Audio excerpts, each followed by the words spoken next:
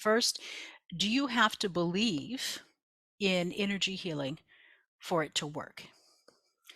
And the short answer to that is no. And the long answer to that is not really.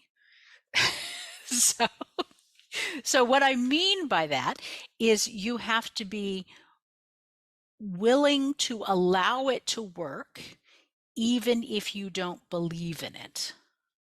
You have to be open to the possibility that it might work and that it could be beneficial to you. And whenever I do heart meta, what we start with are phrases about allowing only what is beneficial to me and to my health or to my body. Okay. So you don't have to believe that it works. And I have actually found that heart meta is at its most effective when I don't believe that it's going to work. And I'm a practitioner, so I should always believe that it works, right? But I don't. And let me give you an example of this, okay? So I had, and this is a place that a lot of people get stuck because it involves both self-righteousness and children, your children.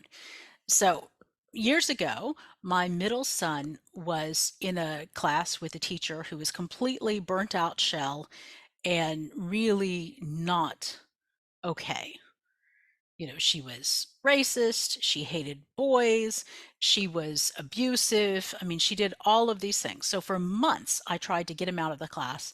And the response to that was always, we have no space elsewhere, this is fine.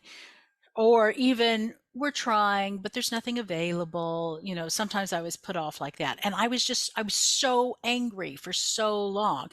And finally, I mentioned it to my mentor, and she said, "Have you tried Heart Meta?" And I said, "I don't need to change. They need to change." And she went, yeah, there's your problem. Right there. Because, this is the very basis of all energy healing, that you are willing to make a shift and allow things to be different. Okay?